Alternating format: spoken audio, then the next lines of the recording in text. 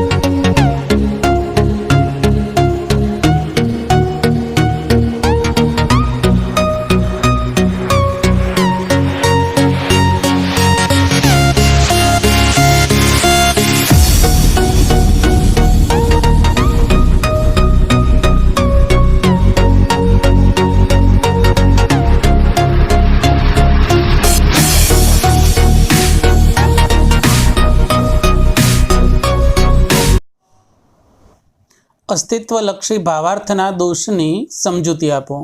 विद्यार्थी मित्रों, Irving M copy नामना तर्कशास्त्रीए जे 6 नियमों आपेला छे तेमांथी कया नियमनुं पालन न थवाने लीधे अस्तित्वलक्षी भावार्थनो दोष सर्जाय छे अथवा तो कया नियमनो भंग थवाथी अस्तित्वलक्षी भावार्थनो दोष सर्जाय छे, सौ प्रथम आपणे ए नियमने समजवो पड़शे।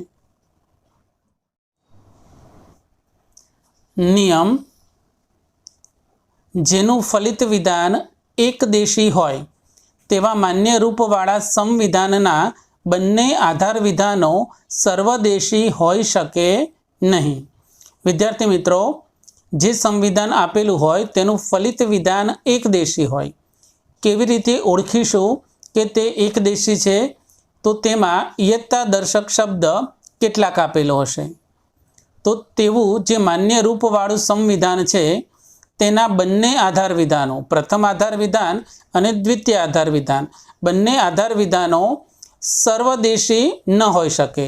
सर्वदेशी छे एवी खबर केवी रीते पड़शे? तो तेमां इयत्ता दर्शक शब्द तरीके सर्व अने कोईपण बेमांथी एक आपेलुं हशे। अस्तित्वलक्षी भावार्थना दोषनो अर्थ जे संविधानना बंने आधार विधानों सर्वदेशी होय अने फलित विधान एकदेशी होय ते संविधान में अस्तित्वलक्षी भावार्थनो दोष थाय छे अने ते संविधान अप्रमाणभूत बने छे। विद्यार्थी मित्रों, ऊपर जे नियमनी समजूती मेळवी ते मुजब ज जे संविधान आपेलुं होय तेना बंने आधार विधानों, प्रथम आधार विधान अने द्वितीय आधार विधान बंने सर्वदेशी होय एटले के हाँ अथवा तो ना, ए बेमांथी गमे ते प्रकारना होय। अने फलित विधान एकदेशी होय एटले के ह प्रकारनुं होय अथवा न प्रकारनुं होय तो ते संविधान में अस्तित्वलक्षी भावार्थनो दोष थाय छे अने ते संविधान अप्रमाणभूत बने छे। अस्तित्वलक्षी भावार्थना दोषनी समजूती। संविधान में फलित विधान ए आधार विधानों मांथी ज निष्पन्न थाय छे। तेथी जो संविधान में बंने आधार विधानों सर्वदेशी होय एटले के बंने आधार विधानों ने अस्तित्वलक्षी भावार्थ न होय तो ते परथी ज तारवेला फलित विधान ने पण अस्तित्वलक्षी भावार्थ न होवो जोईए एटले के फलित विधान पण सर्वदेशी ज होवुं जोईए। निरुपाधिक संविधान में 2 आधार विधानों आपेला होय छे। ए 2 आधार विधानों मांथी फलित विधान तारववामां आवे छे। तो स्वाभाविक रीते ज आधार विधाननी अंदर जे माहिती आपी होय, जेटली माहिती आपी होय ते माहिती अने तेटली ज माहिती फलित विधाननी अंदर दर्शाववामां आवे छे। हवे जो बंने आधार विधानों सर्वदेशी होय एटले के हाँ अने ना, ए 2 सर्वदेशी विधानों छे। तो आधार विधानों जो सर्वदेशी होय तेनो अर्थ ए थयो કે આધાર વિધાનોને અસ્તિત્વલક્ષી ભાવાર્થ નથી.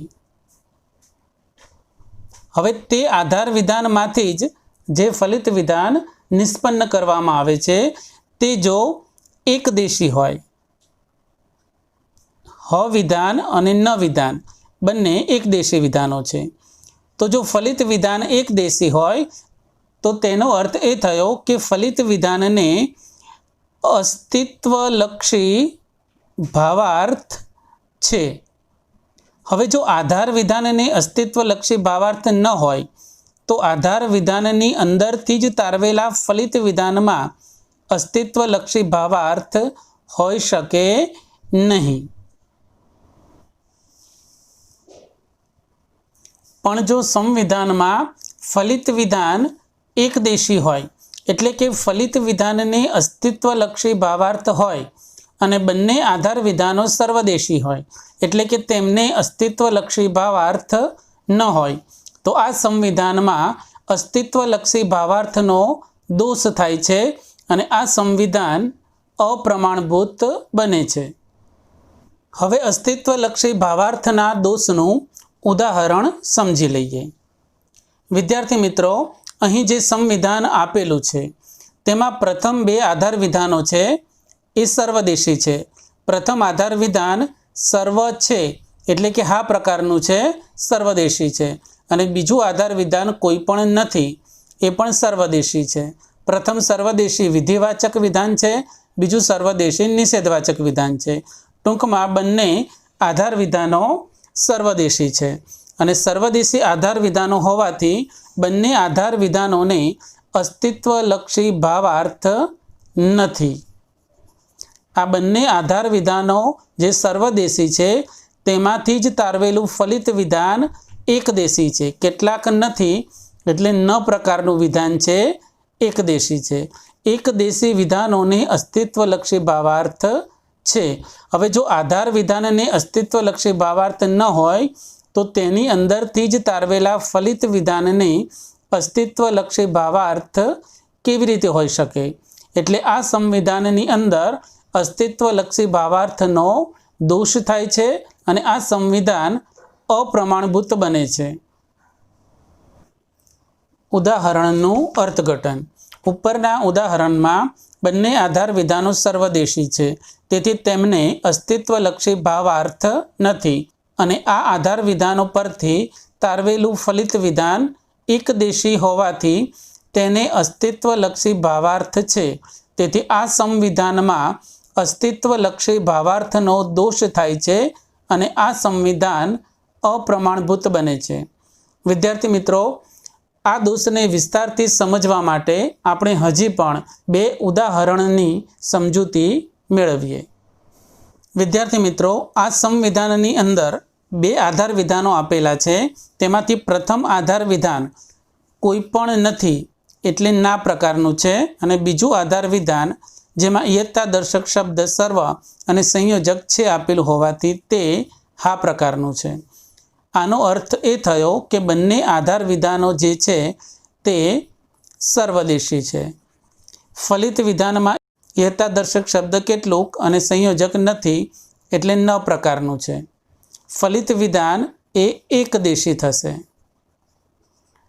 આધાર વિધાન સર્વદેશી હોવાથી બંને આધાર વિધાનોને અસ્તિત્વલક્ષી ભાવાર્થ નથી અને તેમાંથી જ તારવેલા ફલિત વિધાનને અસ્તિત્વલક્ષી ભાવાર્થ છે, કેમ કે તે એકદેશી છે અને એકદેશી વિધાનોને અસ્તિત્વલક્ષી ભાવાર્થ હોય છે. તો જો આધાર વિધાનને અસ્તિત્વલક્ષી ભાવાર્થ ન હોય તો તેની અંદરથી જ તારવેલા ફલિત વિધાનને અસ્તિત્વલક્ષી ભાવાર્થ હોવો જોઈએ નહીં. તેથી આ સંવિધાનની અંદર અસ્તિત્વલક્ષી ભાવાર્થનો દોષ સર્જાય છે. અસ્તિત્વલક્ષી ભાવાર્થનો દોષ સર્જાય છે અને આ સંવિધાન અપ્રમાણભૂત બને છે.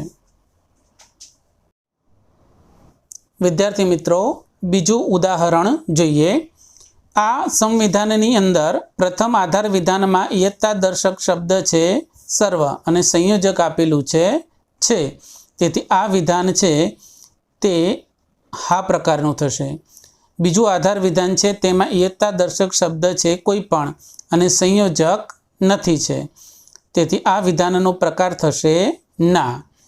આ બંને આધાર વિધાનો જે હા અને ના છે, તેથી તે સર્વદેશી પ્રકારના છે. ફલિત વિધાનમાં ઇયત્તા દર્શક શબ્દ કેટલાક છે અને સંયોજક છે આપેલું છે, તેથી તે થશે હ પ્રકારનું. આ રીતે ફલિત વિધાન એકદેશી થશે. અહીં જે બે સર્વદેશી આધાર વિધાનો આપેલા છે તે સર્વદેશી આધાર વિધાનોને અસ્તિત્વલક્ષી ભાવાર્થ નથી અને તેમાંથી જ તારવેલું ફલિત વિધાન એકદેશી હોવાથી તેને અસ્તિત્વલક્ષી ભાવાર્થ છે.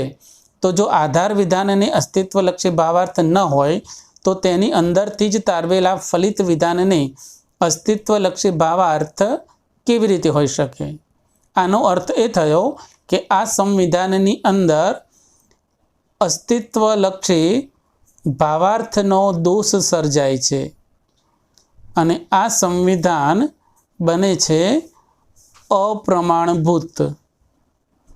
તો વિદ્યાર્થી મિત્રો, અહીં આપણો આ મુદ્દો પૂર્ણ થાય છે. Thank you.